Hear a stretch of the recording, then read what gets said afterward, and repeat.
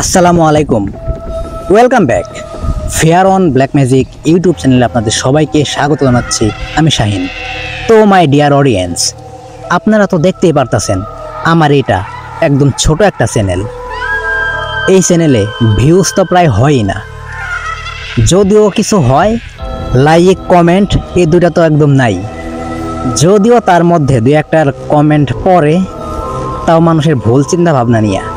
তো সেই রকমই একটা ভাই কালকে আমাকে কমেন্ট করছে যে এগুলা নাকি মিথ্যা ঘটনা। তো ভাই, আমি আপনাকে উদ্দেশ্য করে বলতাছি, আপনি ইউটিউবে কেন ঢোকেন? একটু ভিডিও দেখার জন্য, একটু এনজয় করার জন্য। যে ভিডিওতে আপনি কমেন্ট করছেন, ইনশাল্লাহ আমি আগামীকাল আপনাকে এই ঘটনার সম্পূর্ণ কাহিনী আপনাকে আমি শোনাবো, শুধুমাত্র আপনাকে উদ্দেশ্য করে।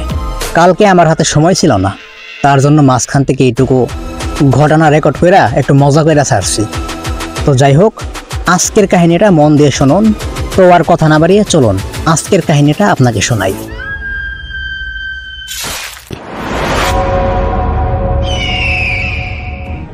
আজকের কাহিনীটা শুরু হয়েছে প্রায় 1985 থেকে 90 সালের মাঝামাঝি।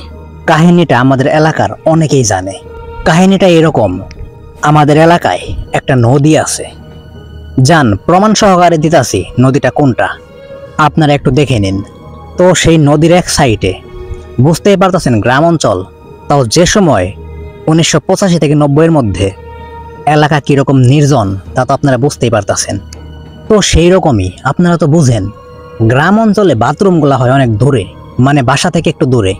তো গ্রাম অঞ্চলের মানুষ বাসার বাথরুমে পটি করে, এবং আশেপাশে যদি কখনো কোনো কাজে যায়, তাদের যদি বাথরুমের চাপ পড়ে, তো যে কোনো জায়গায় তারা তাদের কাজ সেরা নেয়। তো সেই রকমই একদিন একটা লোক ঠিক ফজরের আজান দেওয়ার প্রায় আধা ঘন্টা আগে সেই নদীটার কাছে যায়। শুধু ঘটনা শেয়ার করব, অন্য আবল তাবল কথা বইলা কাহিনী লং করব না, শুধু কাহিনী বইলা ঘটনা শেষ দেওয়ার চেষ্টা করব। তো যেই স্থানে সেই লোকটা তার প্রাকৃতিক কাজ সারার জন্য সেখানে বসে, ফজরের আজান তখনও দেয় নাই, আনুমানিক 30 মিনিট সময় হাতে আছে। তো সেই লোকটা সেখানে বৈশা তার প্রাকৃতিক কাজ করতেছে। সেই সময় সেই লোকটা দেখে দুইটা কালো অবয়ব ঠিক তার পেছন থেকে, পিছনেই নদী, হালকা হালকা পানির আওয়াজ হইতাছে। সেই আওয়াজটাই খেয়াল করে সে পিছনের দিকে তাকাইছে। তো তাকানোর পর সে দেখে দুইটা অবয়ব পানি থেকে উঠা উপরের দিকে আসতেছে, একদম কালো কসকসা অবয়ব। যেহেতু এটা গ্রাম অঞ্চল, এইরকম কাহিনী প্রায় প্রায়ই হয়, কিন্তু ওই লোকটা এই সময় এটা এখানে দেখবে তা দেখার জন্য মোটেও প্রস্তুত ছিল না। যখন সেই দুইটা অবয়ব সেই লোকটার কাছাকাছি আসে, তখন দেখে সেই অবয়ব দুইটা মানুষ।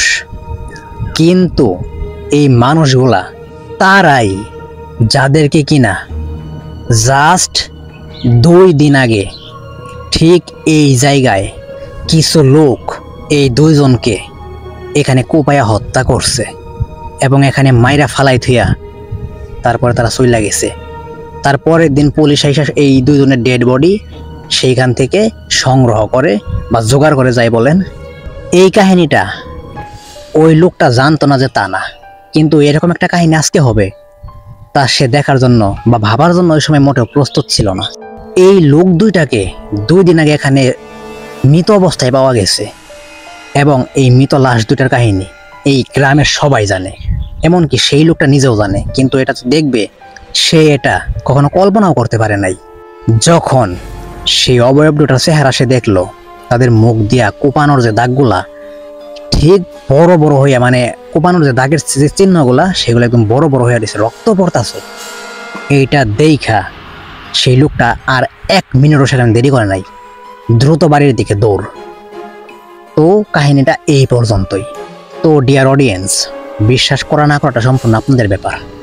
যতগুলো ঘটনা এই চ্যানেলে আমি শেয়ার করছি, সব ঘটনাগুলাই সত্যি ঘটনা।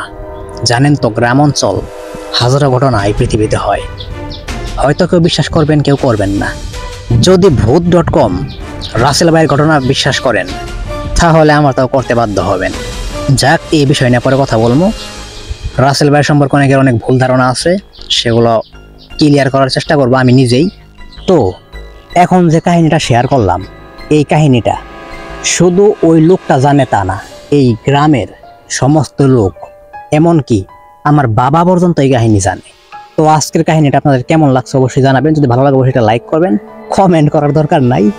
তো যদি আমার এই কাহিনীগুলো আপনাদের ভালো লাগে, যদি শুনতে ইচ্ছা করেন, তো একটা কাজ করবেন, আমার চ্যানেলটা সাবস্ক্রাইব করবেন।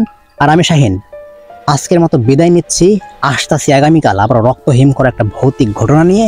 সেই পর্যন্ত সবাই ভালো থাকবেন, সুস্থ থাকবেন এবং ফেয়ার অন ব্ল্যাক ম্যাজিক এই ইউটিউব চ্যানেলের সাথেই থাকবেন।